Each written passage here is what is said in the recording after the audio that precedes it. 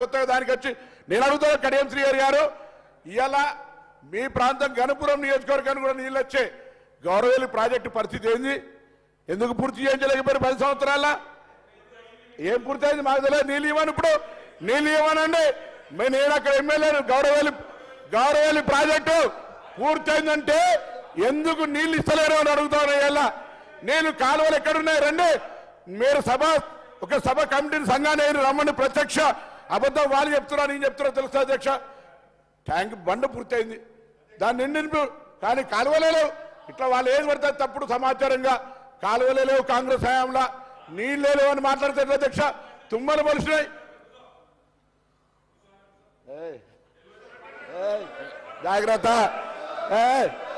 కూర్చో కూర్చో. బాగా మాట్లాడితే ఎట్లా? బాగా మాట్లాడితే కూర్చో. ఎవరికి ఇదే మర్యాద? బయటికి పోయి మా దగ్గర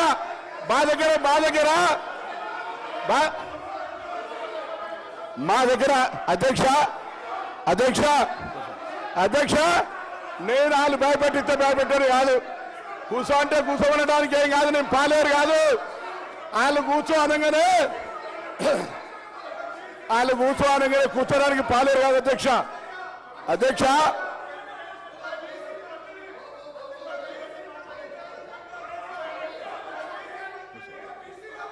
అధ్యక్ష నన్ను కూర్చో అనగానే భయపెట్టారు కాదు. అదే కరీంనగర్ సార్, ఒక మాజీ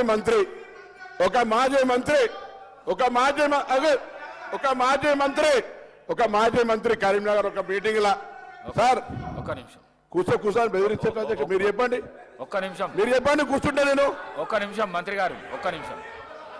గౌరవ కేటీఆర్ గారు కూర్చోండి సార్.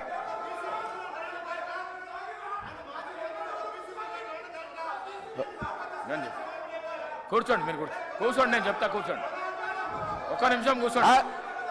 ఒక్క నిమిషం కూర్చోండి సార్, బెదిరించేది. కూర్చోండి, ఒక్క నిమిషం. సిద్ధంగా లేకపోతే వెళ్ళిపోవచ్చు. సిద్ధంగా లేకపోతే అయ్యా ఎవరికైనా వినడానికి ఇష్టం లేకపోతే భార్య పిల్లల్ని చంపుకుంటా ఓట్లు లేకపోతే అని అడిగిన వాళ్ళు ఇక్కడ అవసరం లేదు. పోవచ్చు, వాళ్ళకే ఇక్కడ ఉండాల్సిన అవసరం లేదు.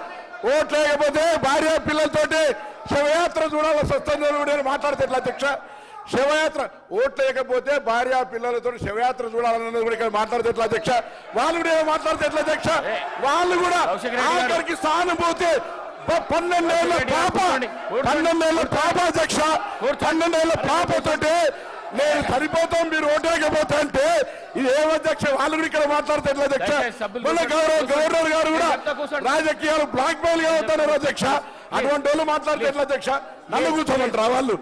ఏమి నైతికత ఉన్నది? ఇలా ఓట్లేసుకుంటే 12 ఏళ్ళ పాప, ఆమె మానసిక పరిస్థితి ఏం కావాలి అధ్యక్ష? అటువంటి వాళ్ళు ఇలా మేము ఓట్లేకపోతే ఆత్మహత్య చేసుకొని మేము ఇలా శివయాత్ర చేయాల్సి వస్తే బ్లాక్ మెయిల్ చేసుకున్న మాట్లాడితే అధ్యక్ష. అందుకే దయచేసి మళ్ళీ ఒక్కసారి కూడా కరీంనగర్ సంబంధించి కరీంనగర్ బిడ్డగా ఇరిగేషన్ ప్రాజెక్టులు ఉమ్మడి రాష్ట్రంలో కూడా అభివృద్ధి జరిగింది. దాని తర్వాత కాంగ్రెస్ పార్టీ చేసింది. మేమందరం కూడా వరదకాలు ఓలు చేసింది అధ్యక్ష. శ్రీరామ్ సాగర్ ప్రాజెక్ట్ నీళ్ళెక్కాయి అధ్యక్ష. మేయర్ మానేరు ఎవరు కట్టిన అధ్యక్ష? ఎల్లంపల్లి ఎవరు కట్టిన అధ్యక్ష? దాని మీద చెప్పకుండా ఏది పడుతుందో చెప్తే ఇవాళ మీరు చెప్పిన గౌరవాలు కాలే. అదే హరీష్ రావు గారి దగ్గర మల్లన్న సాగర్ అవుతుంది, కొండపోచమ్మ అవుతుంది, ఇవన్నీ ఎట్లా జరుగుతుంది? కాబట్టి దయచేసి మాకు కూడా కుర్చేసుకొని కడతాన ప్రాజెక్టు, కేసీఆర్ గారి ప్రాజెక్టు పూర్తి కాలేదని చెప్పడం కొరకు దయచేసి ఈ సందర్భంగా మీ దృష్టికి తెచ్చిన అధ్యక్ష. నమస్కారం. వాళ్ళు కూర్చోమంటే కూర్చొని భయపడేది కాదు అధ్యక్ష. మీ ఆదేశాన్ని పాటిస్తాం, తప్పకుండా సభా మర్యాద కాపాడతాం. కూర్చోండి. గౌరవ కేటీఆర్ గారు సీనియర్ శాసనసభ్యులు, మీరు ఒక మంత్రి మాట్లాడేటప్పుడు సభా మర్యాదను కాపాడవలసింది పోయి మీరు ఆ విధంగా అనుచిత వ్యాఖ్యలు చేసి గౌరవ మంత్రిని అమర్యాద పరచడం ఇది సమంజసం కాదు.